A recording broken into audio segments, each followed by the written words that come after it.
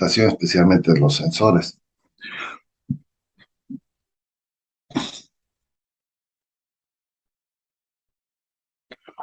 Miren,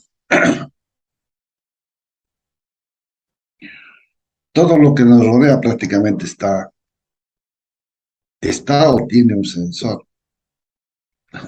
Hace un rato nomás, no sé por qué motivo se disparó la alarma de mi sistema de seguridad de mi casa. Y hay perturbaciones que de alguna manera ingresan a nuestros sistemas de control y entonces los sensores lo detectan. Este, este mundo real que nos rodea, yo creo que no hay nada que no esté ya de alguna manera, inclusive ya ustedes hasta con su celular, el GPS los está registrando dónde están. Así de simple. Todo eso va a una base de datos y esos datos se clasifican. Y si te están siguiendo, obviamente que te van a localizar. Eso es lo que utilizan los sistemas de inteligencia. Y no es de ahora, es de hace años atrás. Bien, ah, siguen apareciendo. Qué alivio, qué buena sensación de que quieran participar de clases. Bien, son las 8 menos 10, casi. Dijimos de que teníamos 15 minutos, ¿no? Y lo estoy respetando. Los que no cumplen son ustedes. Bien, pero analicemos un poquito el tema de los sensores y veamos el comportamiento que estos dispositivos tienen. El sensor es un dispositivo capaz de detectar magnitudes: luz, humedad, presión, magnetismo, voltaje, corriente, temperatura, calores específicos. ¿Qué es lo que no puedes detectar con un sensor? Ya, eres el último, Rafael, en entrar. Ya me interesa un pepino lo que vengan después. Y les voy a empezar a tomar asistencia desde la próxima clase, porque parece de que ustedes trabajan a presión y no se les exige. Y, total, ¿para qué sirve? ¿Verdad? ¿Para qué sirve? La utilidad al final de cuentas la vas a dar vos. Estos variables de instrumentación deben ser transformadas en una variable que sea más fácil de manejar.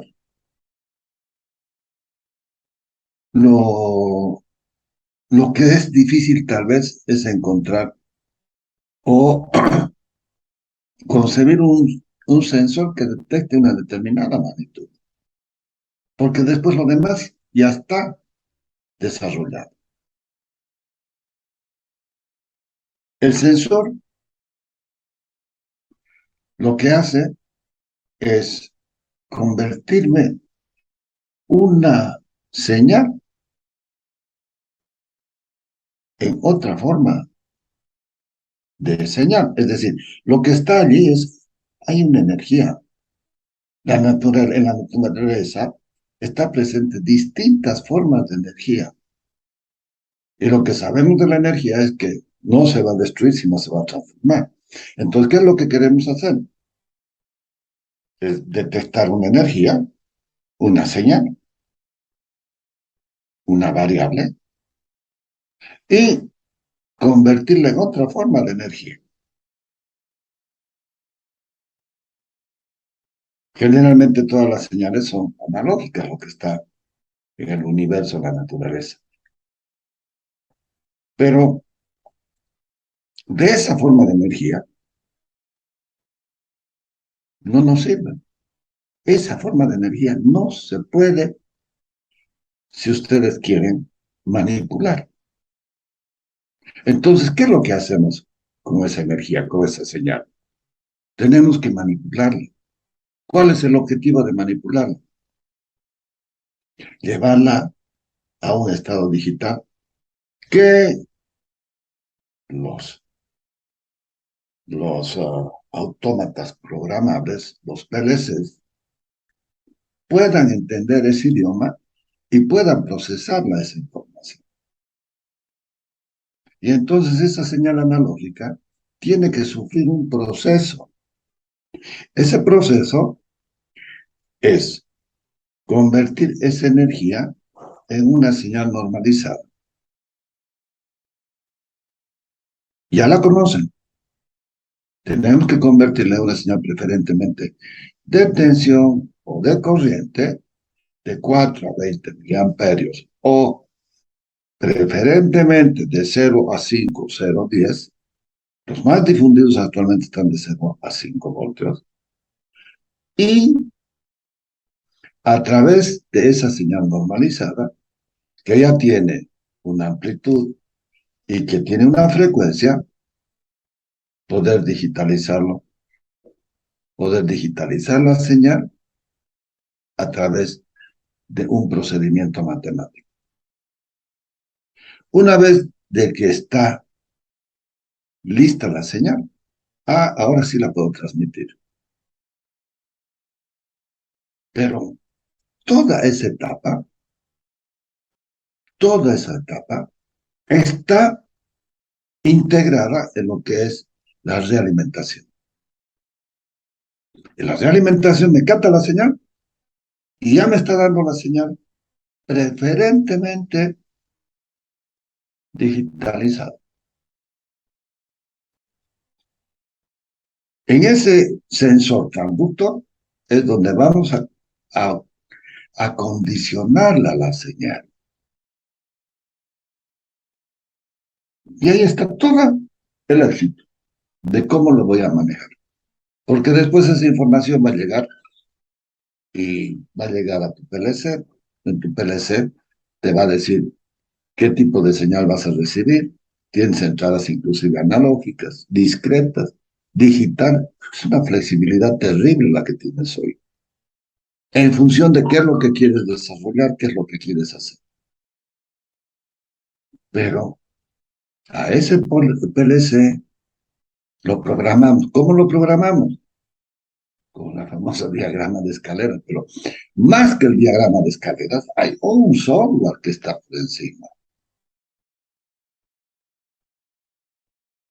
Hay un software propio que es el que te va a decir, oye, te va a servir para la parte mecánica, te puede servir para la parte eléctrica, etcétera, etcétera.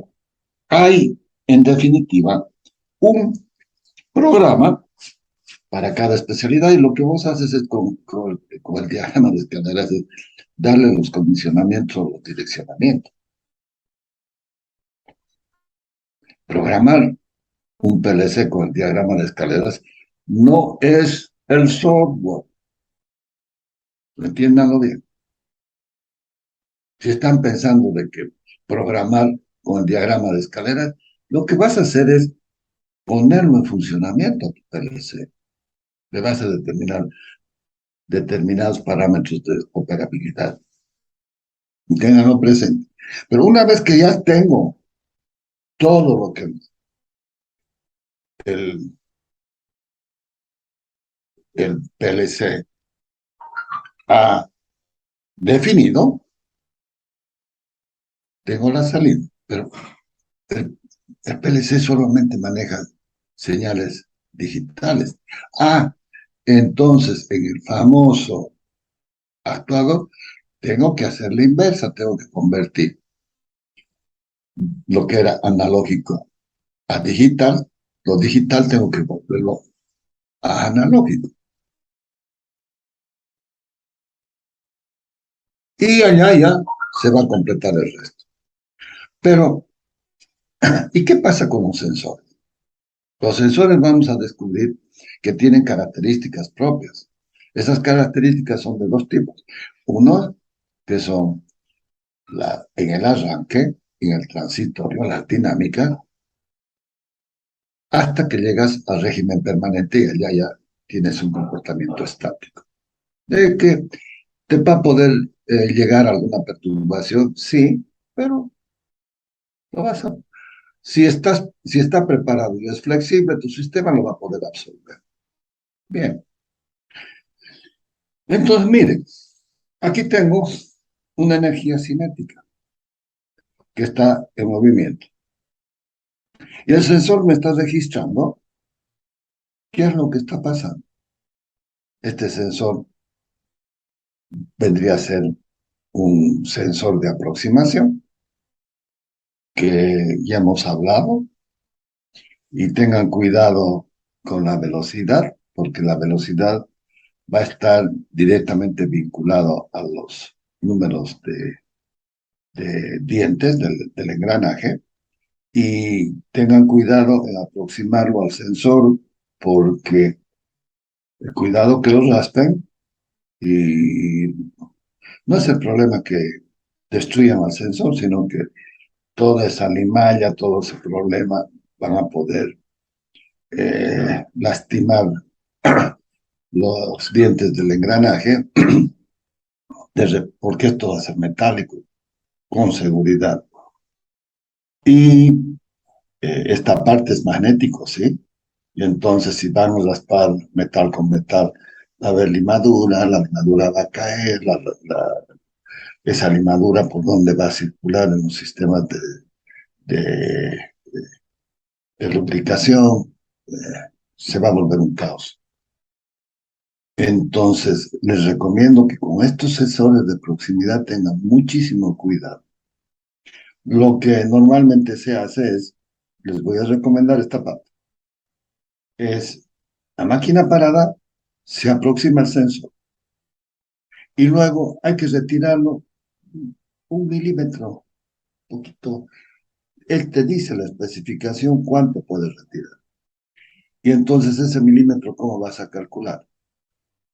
Tienes el sensor en el, en el, en el lugar donde vas a ensamblarlo, y lo que vas a tener es, vas a tener que contar los hilos, y con los hilos vas a tener que calcular cuánto vas a hacer girar el sensor para atrás, en sentido antihorario generalmente es. Y con ello vas a poder calibrar. En la parte superior del sensor tienes tuerca y contratuerca. Entonces, fijas la tuerca y fijas la contratuerca, y ese sensor no debería moverse. No hay otra forma de medirlo. Sí, con el calibre puedes introducir la parte delgada, puedes medir distancia, más complicado.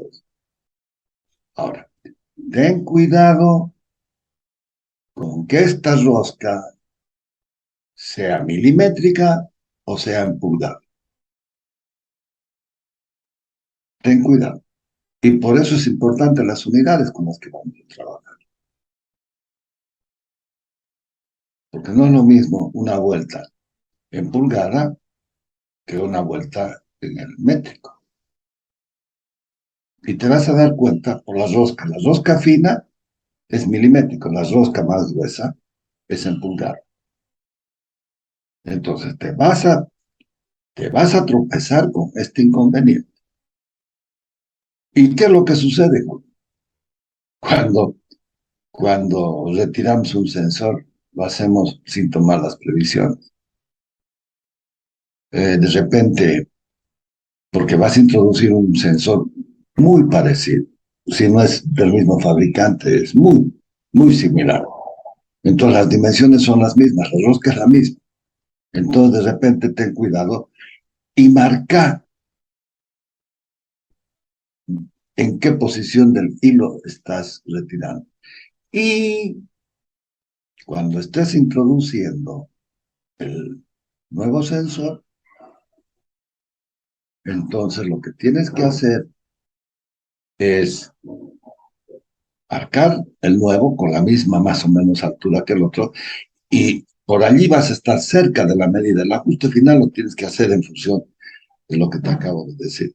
Pero inclusive, cuando marques y midas, vas a ver a qué distancia estás, porque vas a medir el fondo, vas a medir a qué altura han calibrado el sensor y te vas a dar perfectamente cuenta. Tienes todos los elementos para discernir y para instalarlo tu sensor. ¿Qué es lo que generalmente sucede? En las máquinas, voy a decir Cummins, voy a decir Caterpillar, Waukesha, estoy hablando de motor serio, ¿no? De fabricante serio.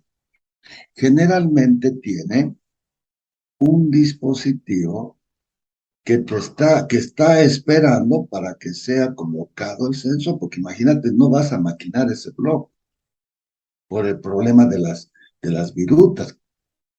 Está bien sellado.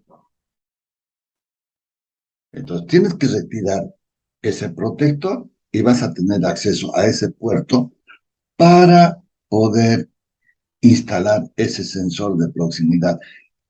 Los más peligrosos son estos sensores de proximidad para registrar velocidades en las máquinas. Bien, una recomendación que me salió. Pero entonces, mira, el sensor en realidad tengo la parte del captador de la señal, el transductor, donde estoy transformándola la señal analógica en una señal discreta, en una señal tensión corriente, preferentemente corriente, y luego tengo que acondicionar a la señal, digitalizarla, para llevarla a la unidad de registro, a la entrada para la comparación, el error, y luego pasar a ver qué es lo que pasa con el control. El sensor transforma la variable que se desea medir o controlar en otra que facilita su medida e interpretación para ser utilizada con total flexibilidad en las etapas posteriores. Miren, acá está. Acá estoy captando la señal, la estoy convirtiendo en el transductor. Prácticamente hemos dicho de que todo esto está en una sola etapa. Aquí ya inclusive le han agregado el acondicionamiento de la señal para llevarlo a la entrada para comparar con el set point o la señal de referencia. La señal de salida generalmente no es apta para una lectura directa, ni fácil de ser procesada, por lo que es necesario su acondicionamiento, amplificador, filtros, etcétera, que adecúen y adapten la señal. ¿Qué me está diciendo? Oye, ten cuidado con todo esto. Porque antes, ¿qué era lo que tenía? Esta señal lo llevaba a un indicador y de allí lo veía. ¿Qué podía hacer? Sí, el control era manual. Entonces vos podías a través de una llave darle una excitación a un motorcito, el motorcito era un servo, empezaba a trabajar y operaba la válvula de combustible. Todo eso ya lo hace el sistema automático. Entonces, podías tener señales de presión, de temperatura, mecánicas, ¿sí?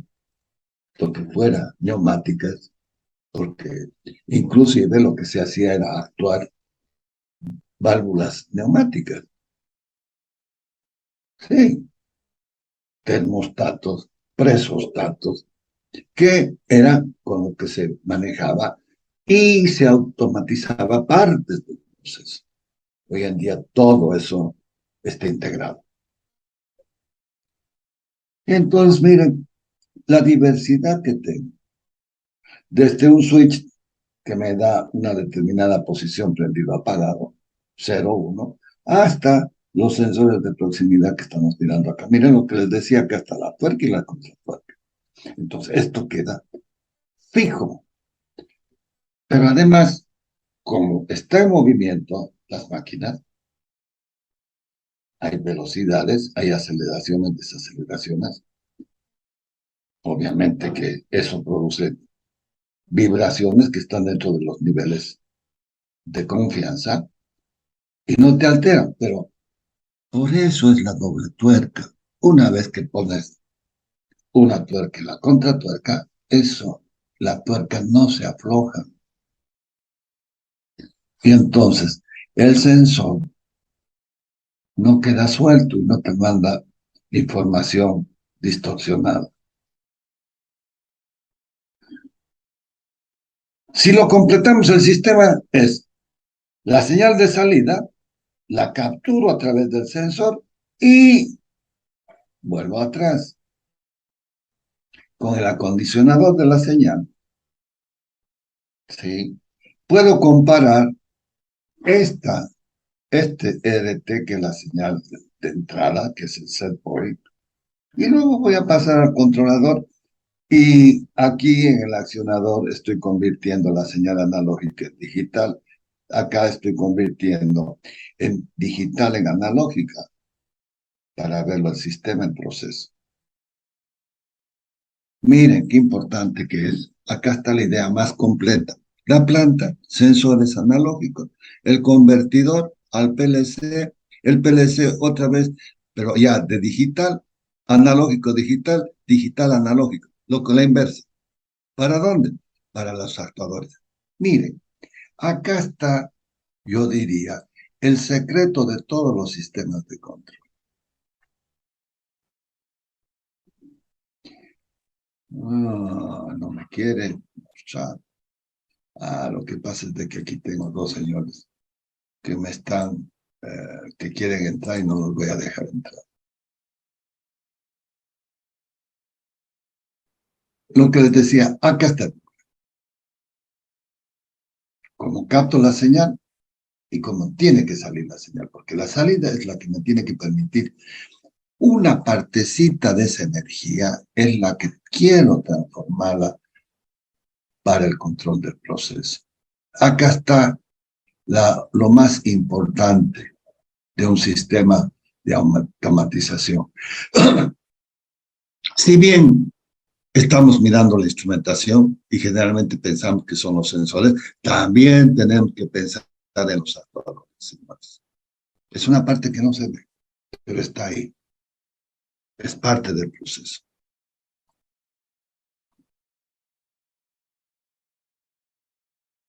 El sensor hace referencia al dispositivo que proporciona una respuesta, normalmente mediante la generación de una señal eléctrica, porque decimos señal normalizada de tensión o corriente. Esos son nuestros transductores. Me están convirtiendo una energía de iluminación, una energía de un pH, una energía magnética, una energía de velocidad, de presión, lo que quiera. Es una señal normalizada de tensión y corriente. 420 miliamperios, 0,5, 0,10 voltios, generalmente 0,5. Les digo, la preferencia del usuario. Y esa preferencia del usuario es transmitida necesariamente al fabricante, porque el fabricante fabrica los productos para que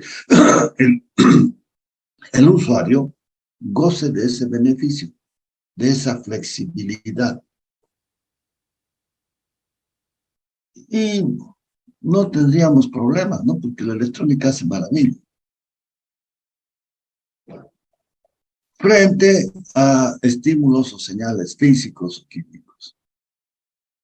El transductor hace, miren que insisto en los conceptos, porque esto les tiene que quedar posicionado en la mente de ustedes. ¿Cómo va a salir un ingeniero al mercado sin saber lo que es un transductor? ¡Wow! ¿Qué vas a estudiar el transductor? Y si te preguntan en una entrevista, ¿qué les vas a decir? Ahí vienen los problemas. Y ustedes no se dan cuenta. Pero el transductor lo único que hace es transformarme una forma de energía en otra. Cualquier tipo de energía me la va a convertir preferentemente, puede ser también una señal mecánica, claro, acústica también, claro, ¿por qué no? Pero preferentemente para los sistemas de control automático, por ejemplo, si es acústica, la va a convertir en una bocina, alguna señal. Pero para el control automático necesito digitalizarla. Entonces, ¿cómo la puedo digitalizar? Es que es más fácil una señal eléctrica poder digitalizarla que una señal acústica. Posiblemente que también acústica los electrónicos la pueden hacer maravillas. Posiblemente. La conversión de la señal físico-química a una señal eléctrica, traductor de entrada, o viceversa, actuador. Aquí hay una falla, lo voy a corregir. Actuador,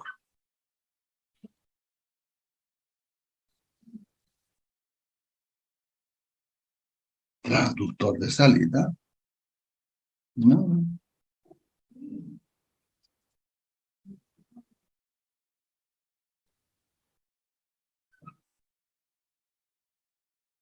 ponemos una coma para diferenciarlo.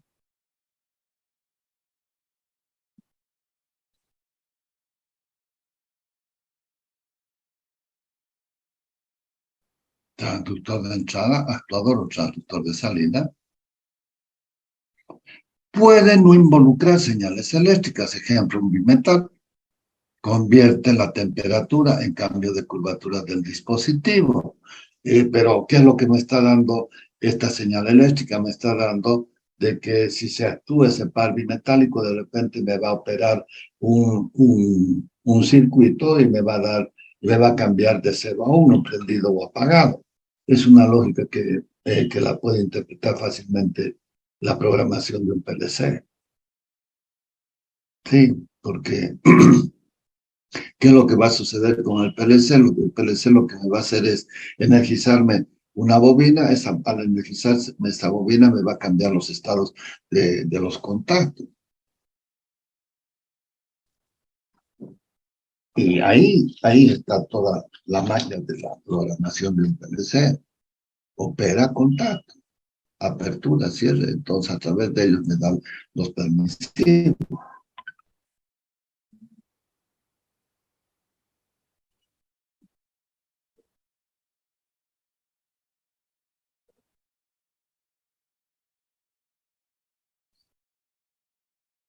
Sintiendo, otra vez me activó mi alarma. ¿Hay alguna perturbación que me cambia el estado de seguramente debe ser un PLC o un control? Bien, un ratito voy a bloquear.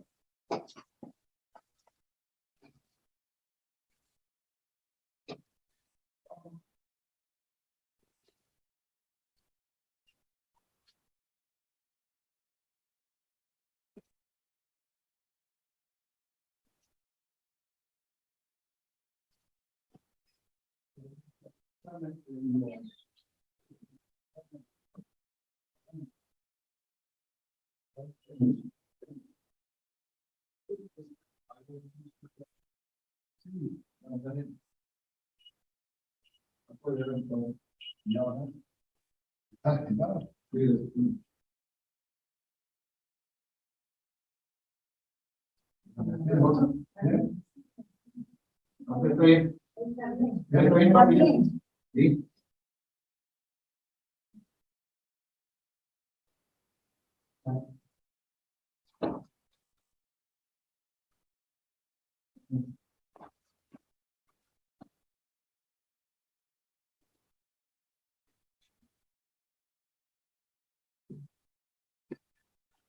Al realizar una medida, se toma energía del medio donde se mide y obviamente que se perturba. Por ello, la energía tomada debe ser mínima y la señal de salida, el resultado de la transformación de energía tomada del medio, por consiguiente es pequeña. Pero como los electrónicos hacen magia, pues esa señal la pueden adecuar, la pueden amplificar muy fácilmente. El dominio eléctrico de las señales de salida permite la utilización de una gran cantidad de recursos electrónicos para su tratamiento, filtros, amplificadores, etcétera, etcétera, para su transmisión o también para su almacenamiento. Entonces, miren lo que es esta. Esta es la información típica que se tiene en una pantalla, en un display de una computadora. Ahora el problema es, ¿qué es lo que quiero observar? ¿Qué es lo que quiero hacer?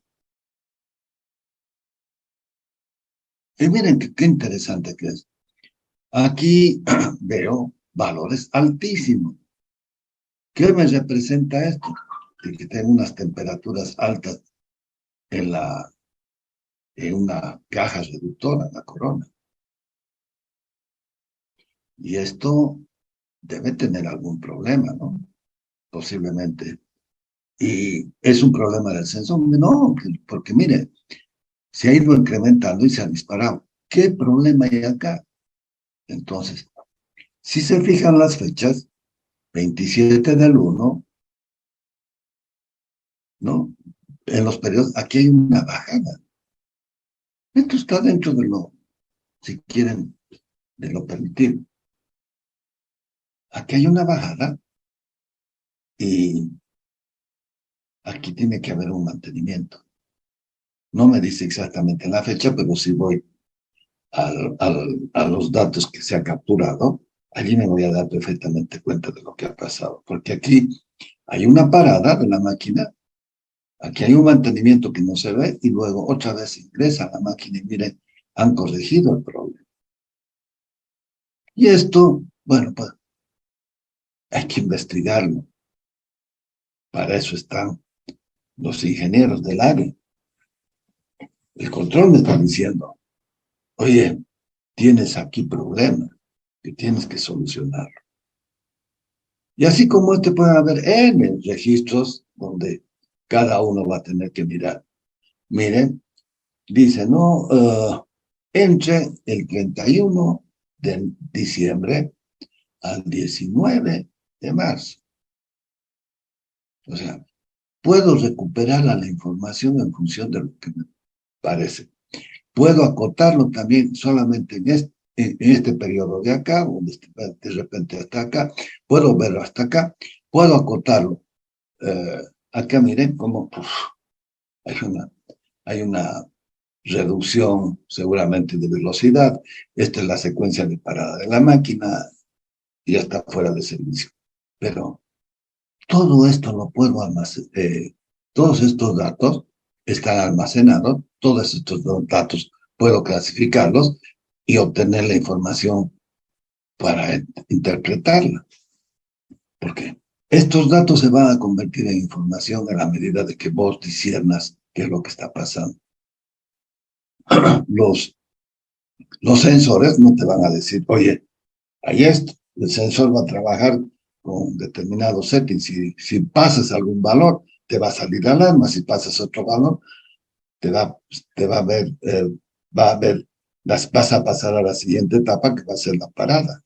El famoso trip o el famoso shutdown que le llaman. Y hay una diferencia entre trip y shutdown. El trip dispara un interruptor y la máquina de repente sigue girando en vacío. En cambio, el shutdown va a ser más drástica la medida. Te la va a sacar fuera de servicio y te la va a parar. Características de la instrumentación. La terminología empleada en los sensores e instrumentos de control se desarrolla siguiendo recomendaciones y sugerencias de la SAMA. La SAMA es un organismo internacional que tiene sus normas que te van a delimitar las áreas. ¿Por qué esto?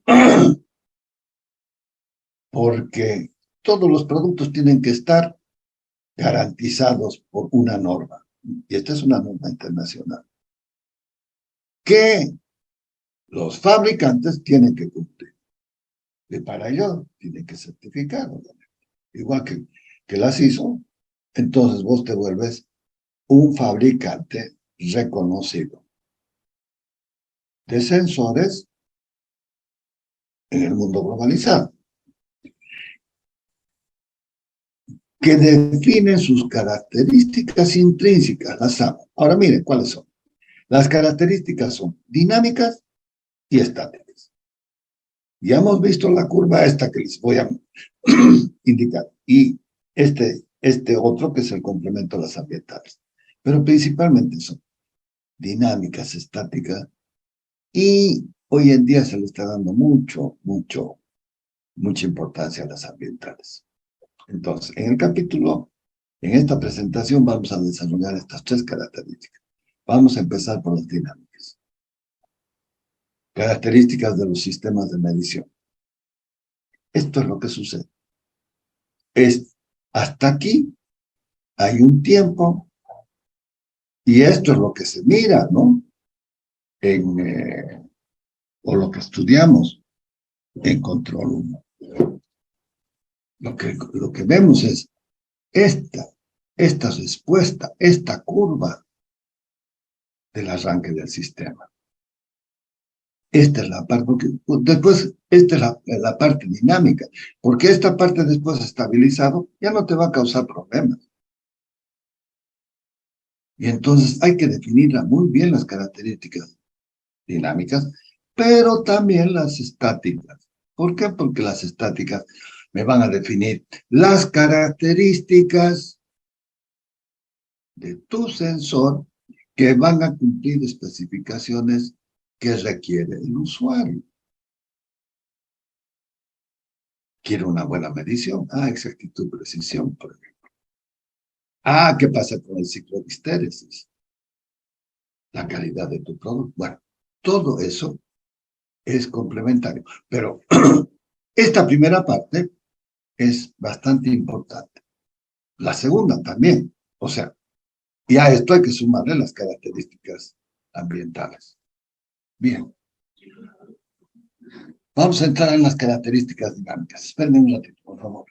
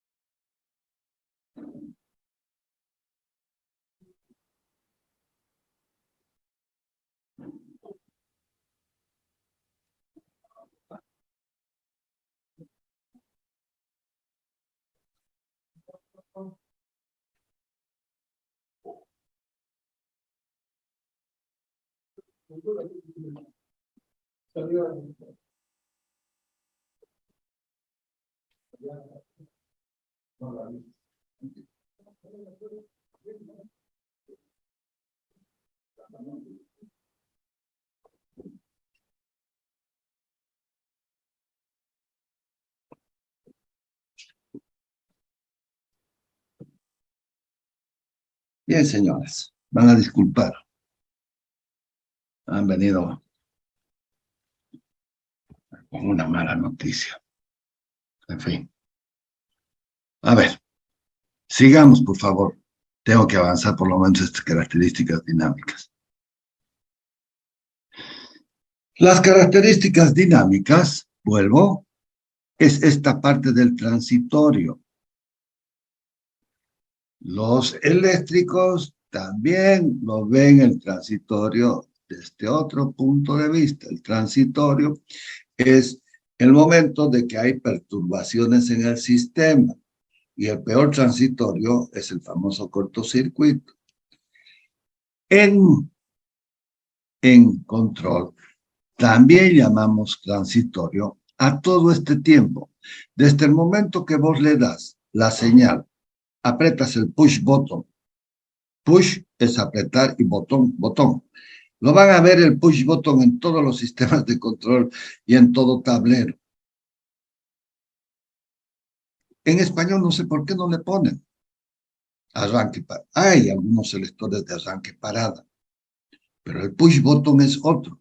Y inclusive el push button para parar, para disparar, para el shutdown de un sistema de control, está ahí, solamente que están generalmente en las máquinas, inclusive no en las salas de control, porque ese push button es un elemento que te permite parar a la máquina. Inclusive tienes el famoso push button allá atrás en determinadas máquinas, porque allá atrás generalmente los sistemas o compartimentos de control están en la parte de adelante y allá atrás está la máquina, donde si vos sientes algún problema, tienes que dispararla a la máquina, tienes que pararla a la máquina. Así que ese famoso push button de arrancar está en el tablero y el de parar generalmente está en la máquina hasta en 2 lugares. Obviamente que lugares críticos, ¿sí?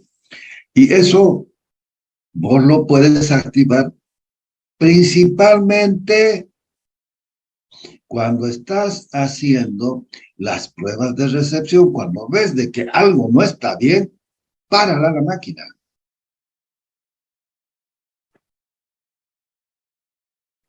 Inclusive el sensor a veces, como estás acá, no está mirando. No está mirando. Y entonces allí es donde los especialistas se dan cuenta y para no lastimar a la máquina paran y hay que revisar. O sea, este tiempo que miren acá, de acá van a salir los tiempos muertos, obviamente. ¿Por qué? Porque el sistema de control, cuando vos le das la señal de arranque, apretas el push button de arranque, generalmente son motores, pulsadores que están normalizados rojo-verde. Ahora ya se están dando cuenta, en los motores normales están también así en los tableros. Vos le das el arranque y vos le das la parada. Bien. Pero, ¿eso qué significa? En los sistemas de control hay un tiempo, que el tiempo de retardo, que el control hace un sensado y verifica la condición del arranque.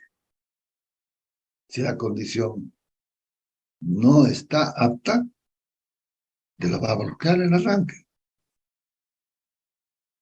Y entonces, ¿qué es lo que hace?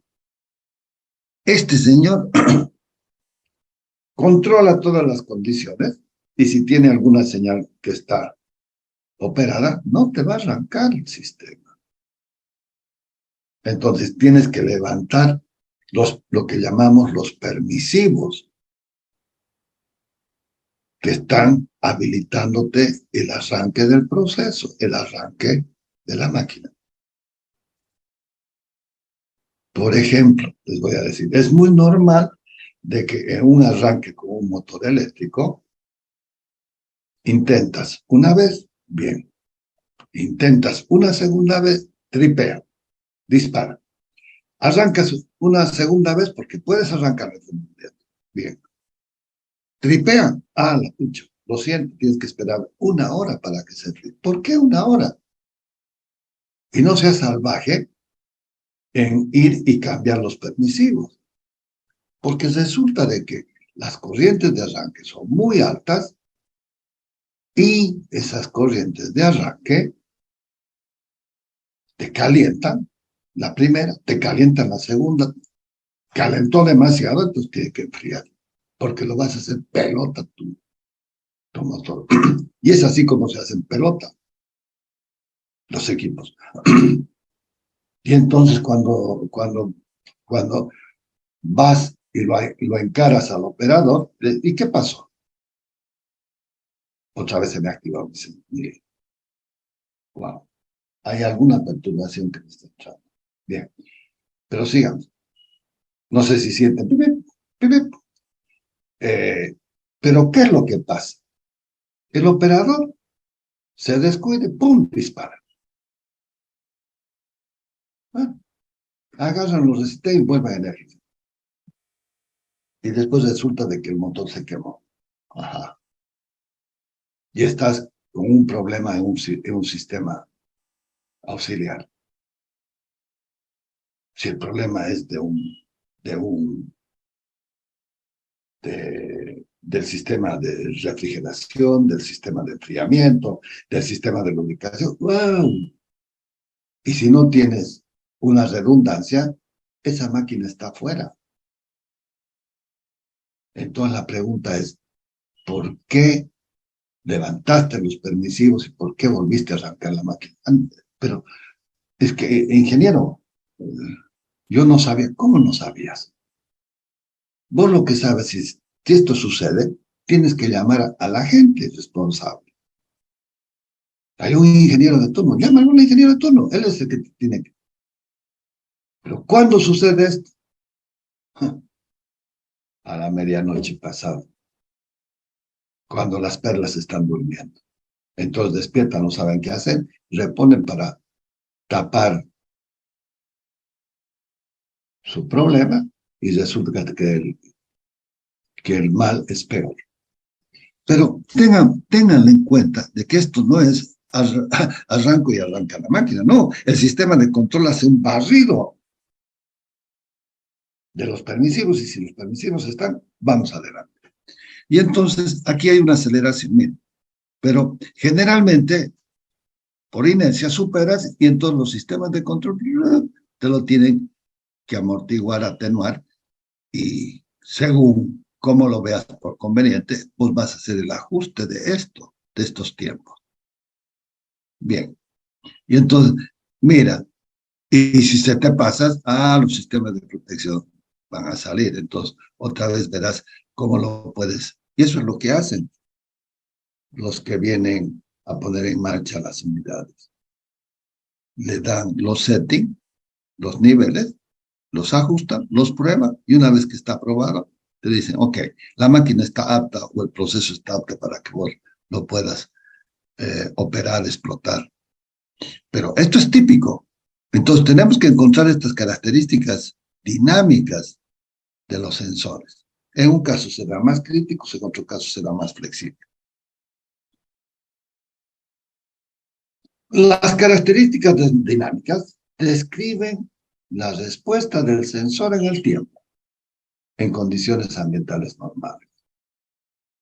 Miren, no es lo mismo un lugar caliente que un lugar frío. No es lo mismo un lugar húmedo que un lugar seco. No es lo mismo las condiciones de presión a nivel del mar que las condiciones, por decir, en el altiplano, por altura. Entonces, todo eso hay que verificarlo y hay que analizarlo. Entonces, ¿qué es lo que tengo? la respuesta en frecuencia. La respuesta del sensor especifica ante entradas periódicas sinusoidales. Esta respuesta en frecuencia es importante. El rango de frecuencia con entradas sinusoidales, sinusoidales, señales eléctricas, tensión o corriente, que tienen una relación entrada-salida de amplitud constante y un determinado margen de error.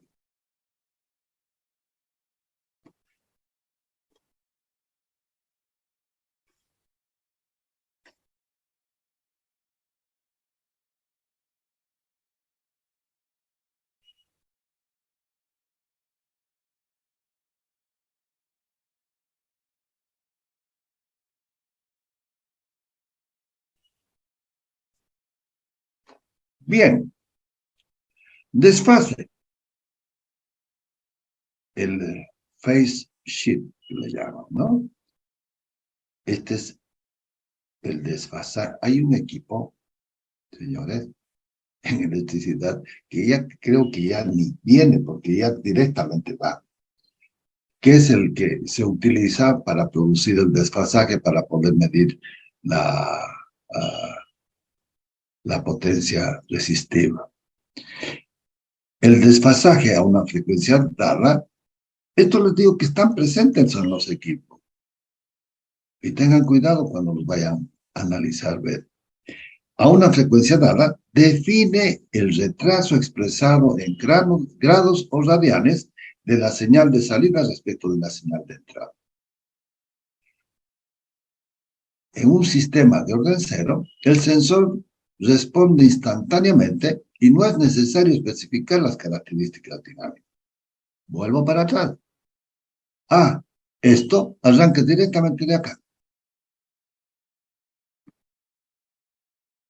En un sistema de primer orden se caracteriza por la frecuencia, por el periodo, y están ambos relacionados. La frecuencia de corte, el cutoff, es el parámetro de 1 sobre 2pi el periodo.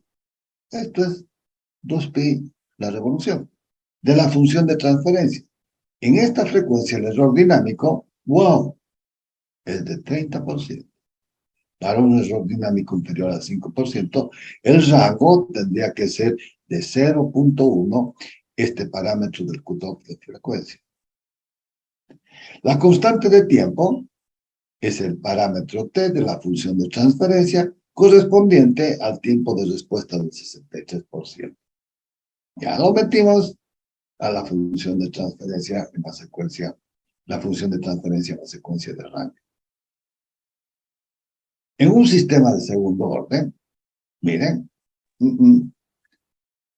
el factor de amortiguamiento, el damping ratio, es un parámetro tau de la función de transferencia y una relación entre el amortiguamiento real y el amortiguamiento crítico del sistema.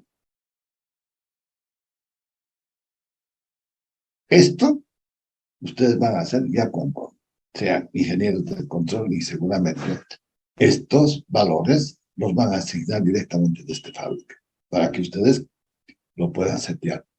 La frecuencia natural, Wn, de una función de transferencia, frecuencia del desfasaje entre la salida y la entrada a 90 grados, esto es cuando estamos haciendo el análisis de frecuencia, y el análisis de frecuencia, de repente con ustedes no lo he visto, pero ¿qué es? Es inyectarle a la función del control, a la función de transferencia, un polo adicional. Y ese polo adicional es la señal escalón. Y entonces, si tenía 2 polos, voy a tener 3 polos y tengo que hacer a lo que le llamamos el análisis de frecuencia. Es solamente esa. Eso es lo que les falta entender. Es todo lo anterior que hemos visto, pero ahora le inyectamos una función escalón. Y con esa función escalón se hace el análisis correspondiente, que es a lo que denominamos análisis de frecuencia. va a tener un desfasaje entre entrada y salida de 90 grados. En general, el rango de frecuencias de trabajo se selecciona lo suficientemente bajo, 60% de la frecuencia de resonancia. Y entonces las frecuencias de resonancia, ¿cuáles son? Son tus polos. O sea, lo único que les falta es entender los complementos de los conceptos, porque lo básico ya lo tienen. La respuesta en frecuencia transistorial, la natural, la subamortiguada, entro y hace, ¿no? Pero, ¿y qué es lo que me hace acá? Lo que me hace el amortiguamiento es, lo que me hace este amortiguador, es el amortiguador y el resorte, que en cierta manera son los que compensan aquello. El amortiguador me lo va a hacer bajar, y esta oscilación es producida por el resorte. Se habla de tiempo de establecimiento, el setting time, donde la amplitud de oscilación es suficientemente pequeña en lugar del tiempo de respuesta. Y entonces, con esas definiciones, tenemos que entender las características dinámicas. Describen el comportamiento del sensor en régimen transitorio, a base de dar las características de su respuesta temporal ante estímulos, para identificar y definir su comportamiento durante un cierto tiempo. Las características dinámicas se presentan como respuestas al cambio brusco de la señal de entrada, régimen transitorio. Se presentan en sensores que almacenan energía, condensadores, inductancias, masa, resorte. Miren, condensador, ¿qué es lo que hace? Almacenan energía, cargan, descargan. La inductancia almacena energía con las líneas de fuerza. La masa, si estoy en altura y se cae, hay energía. El resorte lo comprimo y tengo energía acumulada. Y entonces, ante cualquier problema, ¡pum!, se libera. Mira lo que tienes en el tren delantero de tu auto. Es eso. Mira lo que tienes en el capacitor, en el motor de arranque de una cortadora de pasto, en un aire acondicionado. Están ahí los condensadores. Ya ves que se te quema el condensador, no vas a poder arrancar tu equipo. Ni tu motor para cortar pasto, peor un compresor de aire acondicionado. Pero entonces, jóvenes, ¿qué es lo que tenemos que hacer? Tenemos que relacionar todo lo que estamos estudiando, porque si no, no hemos aprendido nada de ingeniería. Estas características están representadas por el error dinámico y obviamente por la velocidad de respuesta que va a tener el sistema. Si la respuesta es lenta,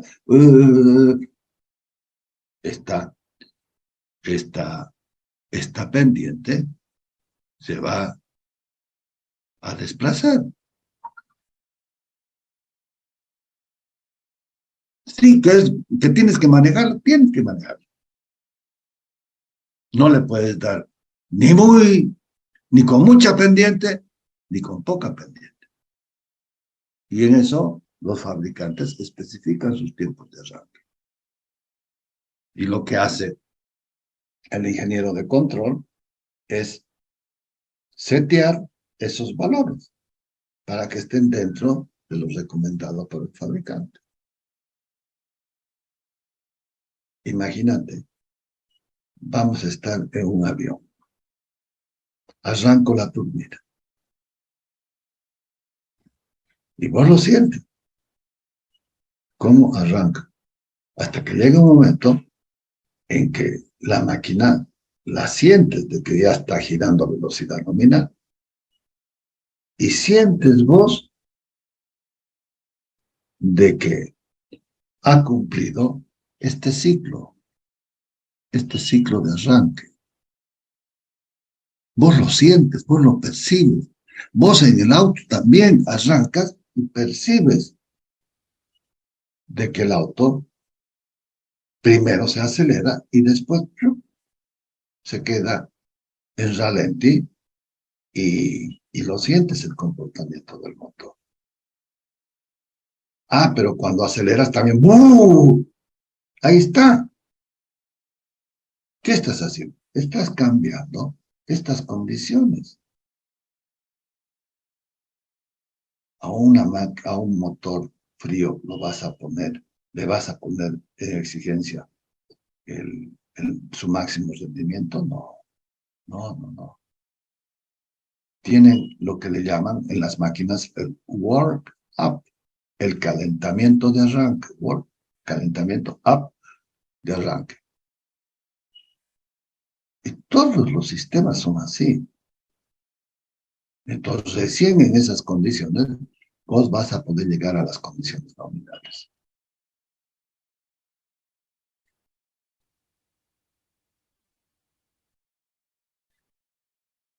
Estas características están representadas por el error dinámico y por las velocidades de respuesta. Las características dinámicas del sensor se analizan en función del comportamiento del tiempo. La mayor parte de los sensores transductores tienen un comportamiento dinámico que se pueden asimilar a un sistema de primer o segundo orden con uno o dos constantes de tiempo dominante. Las principales, los principales parámetros que caracterizan el comportamiento dinámico de un transductor son la velocidad de respuesta, la respuesta frecuencial y la estabilidad. La velocidad de respuesta mide la capacidad del transductor para detectar el retardo de la señal de salida con respecto a la variación entre la señal de entrada. Ay, ¿saben qué? Me voy a traer esto de acá, que es básico para interpretar lo que sigue. Estamos por acá.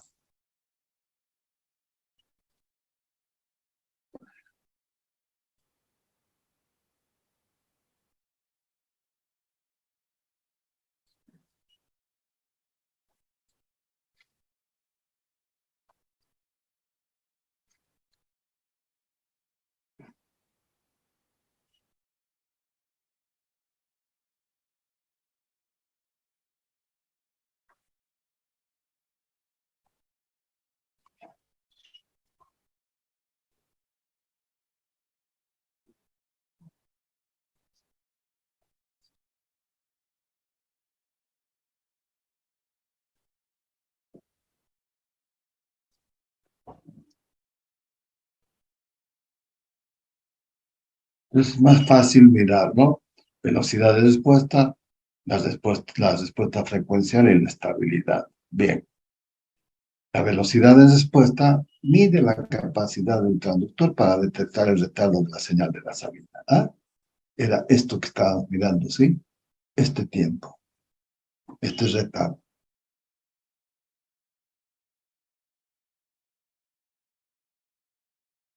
Mm, Bien. La forma de cuantificar este parámetro es a base de determinar uno o más constantes de tiempo que se suele obtener como respuesta a la señal escalón. Ahora entendieron, respuesta a la señal escalón.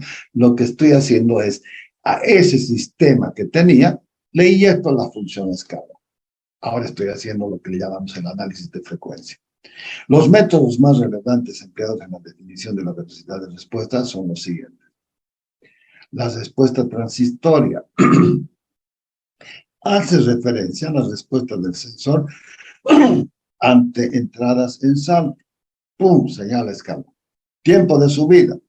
Tiempo requerida para que la salida pase de un pequeño porcentaje a un gran porcentaje del valor final, típicamente del 10 al 90%. Volvamos a nuestro. Este es 10 hasta 90, es el tiempo de retardo.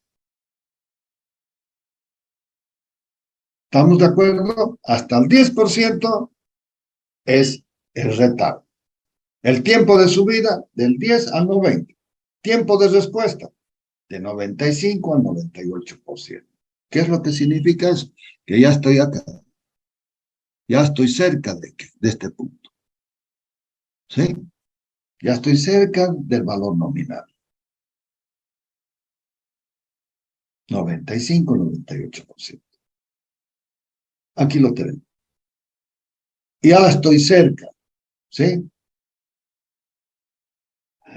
Tiempo de retardo, tiempo que tarda la salida del sensor en alcanzar el 50% de su valor final. Tiempo de subida, tiempo que tarda la salida del sensor hasta alcanzar su valor final.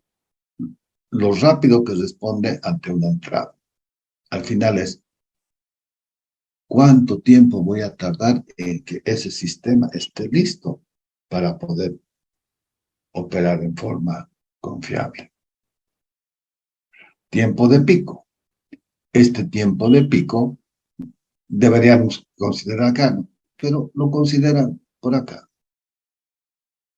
El tiempo de pico que tarda la salida del sensor en alcanzar el pico máximo de sobreoxidación. Está por acá, ¿no? Tiempo de sobreoxidación, el MP, expresa cuando se eleva la evolución temporal de la salida del sensor respecto de su valor final. Tiempo de establecimiento, el famoso TS, tiempo que tarda la salida del sensor en entrar en esta banda del 5%. Esta banda del 5% es 2,5 arriba, 2,5 abajo. Entonces, este tiempo de llegar a 90 y acá atrás estaba, ¿no? Al 95, 98% es el tiempo, sería más o menos el tiempo de respuesta, porque ya estoy dentro de ese margen del 5%. Y entonces, si las perturbaciones están dentro de este valor, no hay mayor sobresalto, ¿no? Y los eléctricos acá tienen, pero acá no están los eléctricos. Los eléctricos juegan, ¿no? Con la frecuencia. 50, 51, 49 ciclos es el ajuste de, pero el 1%, 1%, un ciclo es el 2%, o sea, ellos están entre el 4%, entre el 2 más arriba y el 2 más abajo de ese 5% que te dicen, o sea, están dentro de este margen. Y cuando la frecuencia baja, cuando la frecuencia se dispara, hay problemas en los sistemas, en las máquinas. Si por ejemplo, el bajo por debajo de 49 ciclos, lo que hacen en los sistemas de control es sacan alivio de carga, porque el sistema ya no da más. Entonces, sacan el alivio de carga y te liberan carga y la frecuencia vuelve a normalizarse. Lo peor es cuando sucede lo contrario. ¿Cuándo sucede lo contrario? Cuando pierdes una máquina, ¿sí? Y las otras, si tienes la reserva, tratan de agarrarla, pero te vas a embalar. Sacaste carga y se te puede ir la máquina arriba. La frecuencia se te puede disparar, entonces tienes que controlarlo, ¿sí? Si se te está, si se te está aplastando el sistema, estás por debajo de los 49 ciclos, van a salir los alivios de carga, y con los alivios de carga vas a restituir. No sé si me están entendiendo esta parte. Entonces, cuando estás en operación, es flexible a través de sistemas de protección, tener una protección lo más segura posible. Tiempo de retardo es el tiempo transcurrido desde la aplicación de la señal escalón de entrada hasta que en la salida alcance el 50% de su valor permanente. Este es el tiempo de retardo. aplico la señal de escalón y digo, ¿cuánto tiempo va a tardar en... No estoy en el arranque, estoy probando la máquina, estoy probando el sistema de control. Inyecto una señal de escalón y mido cuánto tiempo va a tardar en llegar a este nivel recomendado del 5%. O sea, estaría en 102,5 y 97,5. ¿Cuánto tiempo va a transcurrir para llegar a este valor? ¿Cuánto tiempo va a tardar el sistema en estabilizarse? Eso es lo que me está diciendo el tiempo de retardo. Tiempo de subida. El tiempo de subida ya lo conocemos. Es el intervalo transcurrido entre la señal de retardo 10 hasta llegar al 90% de dicho valor. Está directamente vinculado a la velocidad de operación y al comportamiento del sensor, es decir, lo más rápido que responde ante una señal de entrada. Está clarísimo. De 10 a 90 es el tiempo transcurrido. Es una característica importante del sensor. Tiempo de establecimiento al 99%. Es el tiempo transcurrido desde la aplicación de una señal de escalón de entrada hasta que la respuesta alcance el régimen permanente con una tolerancia de más o menos 1%. Esta es la banda de ajuste que le das 1%. Y esto es típico propio de cada sistema que quieras establecer. Y entonces, aquí viene la pregunta. ¿Cuáles son las características que tiene que cumplir ese tu sensor? Porque si no cumple las exigencias que dice el fabricante, ese sensor te va a dar la información errónea y no lo vas a poder poner a punto ese sistema de control. ¿Por qué? Porque tu instrumentación no es la adecuada. Y entonces acá en esto se lo ve mejor. Esto es lo que hemos estudiado en el control automático, que ustedes no le han dado la importancia. Pero esto es lo que sucede. Arrancas y llega. Y entonces, este comportamiento, vas a tener uno, que va a ser así.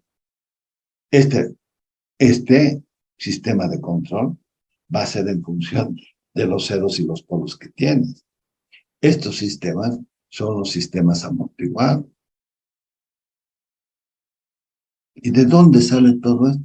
De esas ecuaciones que hemos analizado. Pero me estoy dando cuenta de que ustedes no están captando las ideas. Así que estoy detectando el problema con ustedes, lo voy a tener que bajar y voy a tener que hacer los ajustes en el control. Porque si no lo saben interpretar, qué es lo que están estudiando, entonces estamos enseñando mal.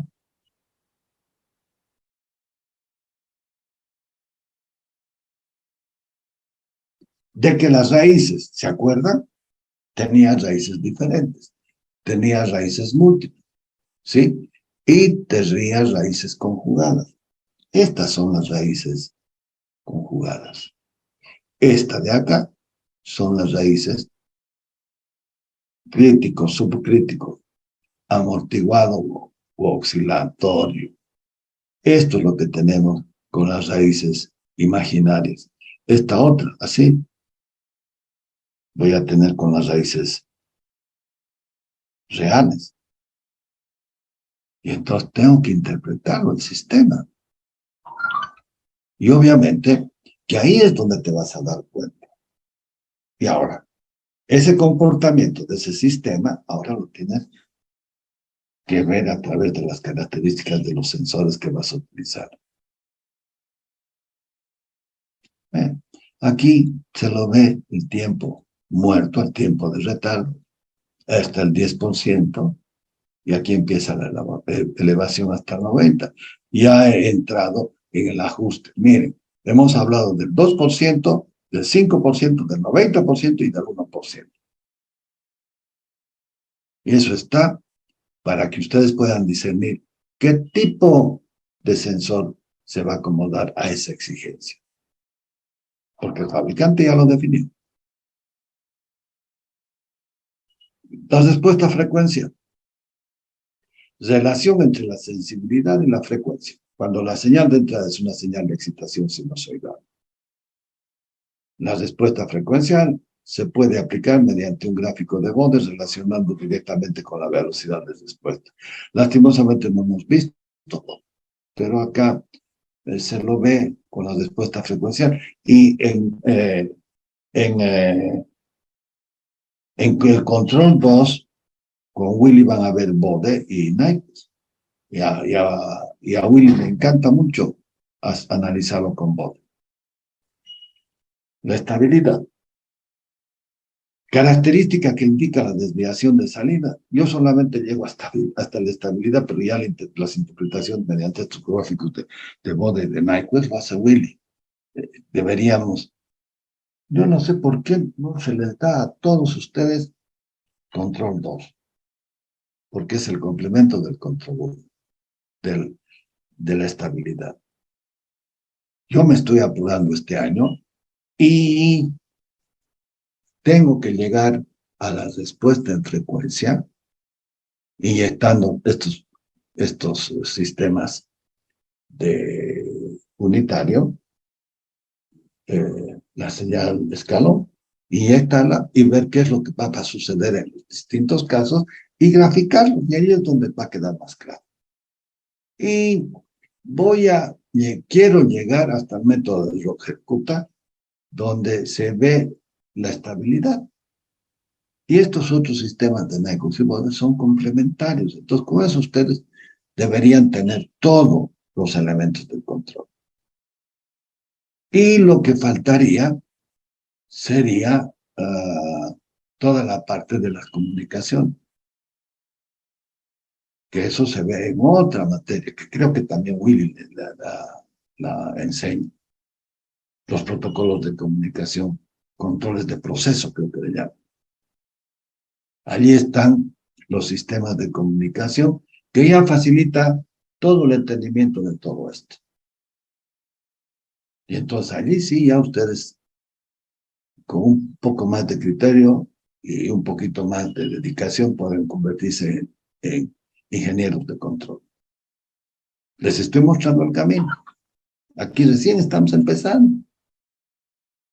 Bueno, ya hemos empezado, ¿no? Pero tenemos que transitar. Síganlo a Willy, porque Willy nos va a terminar de completar todo este sistema, todo este panorama para que ustedes le puedan sacar el máximo beneficio.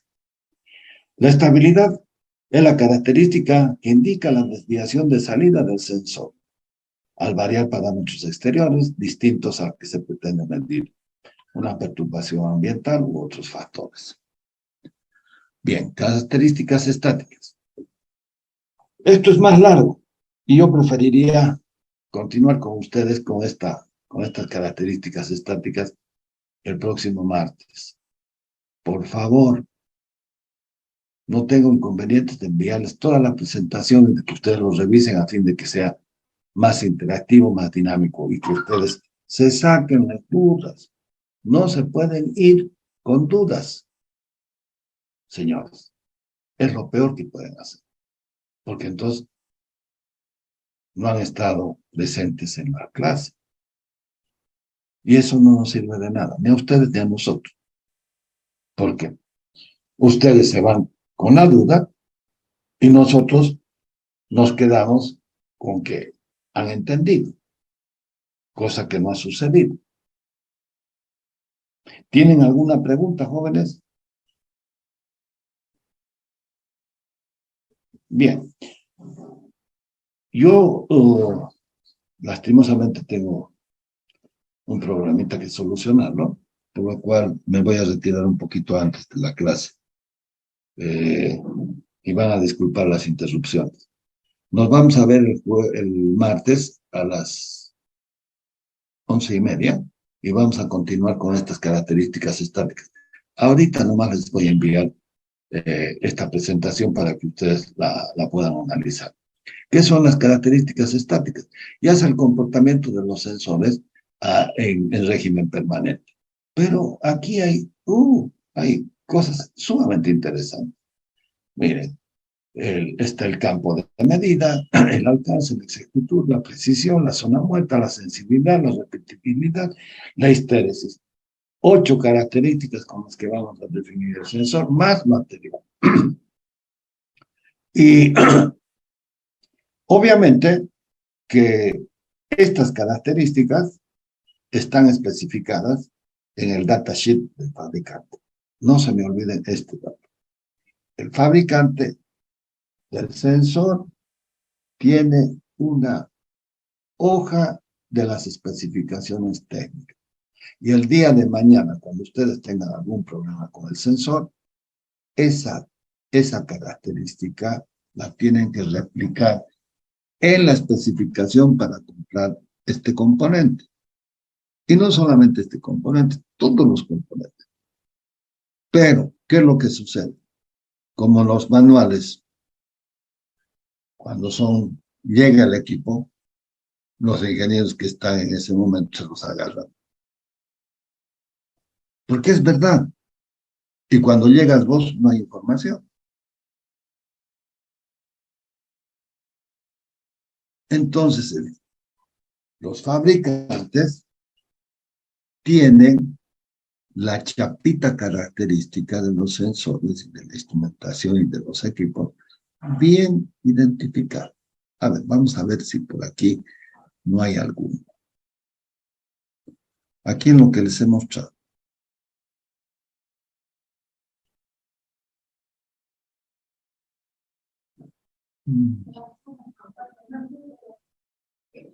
Generalmente están acá.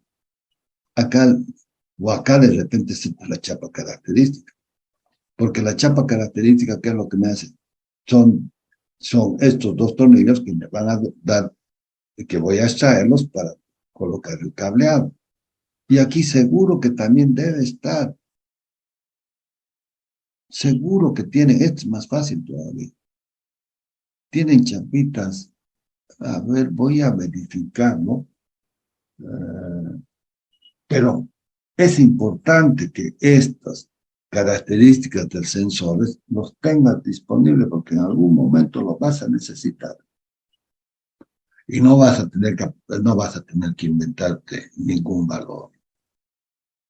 Y si, y si no lo consigues, ¿cómo consigues el repuesto? Es otra pregunta buena. Es bien difícil esa parte, señor. Es como es caminar con los ojos vendados. Y esto que les estoy diciendo, tengan mucho cuidado. Yo al final, espérenme un ratito, al final creo que tengo algo de la característica de los equipos.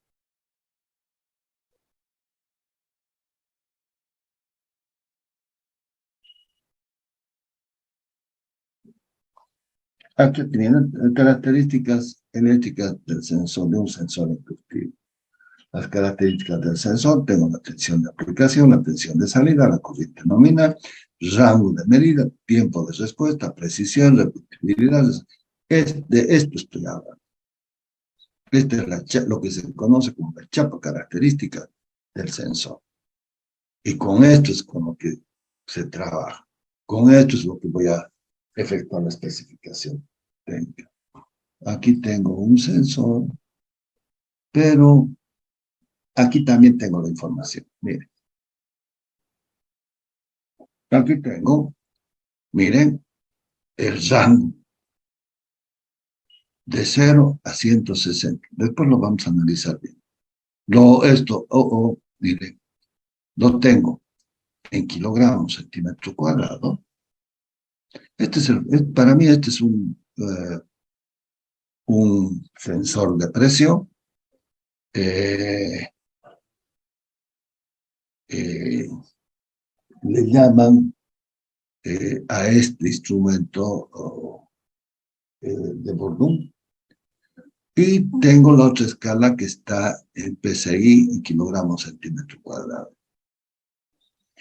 El fabricante parece que es Jalisco de México o también puede ser este otro, el RCL.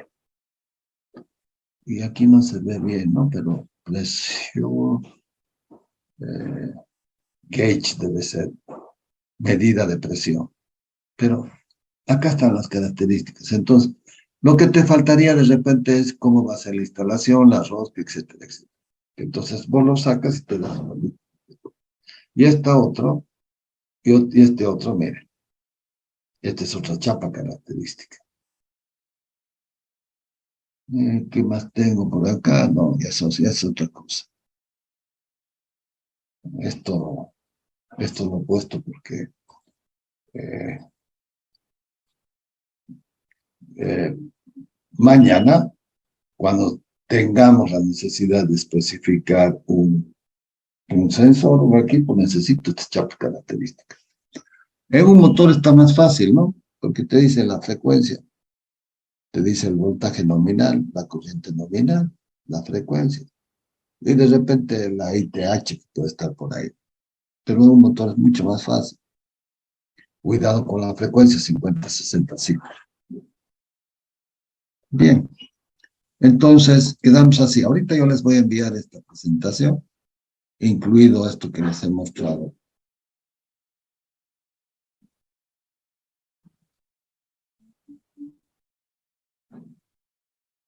He modificado esa chapa característica.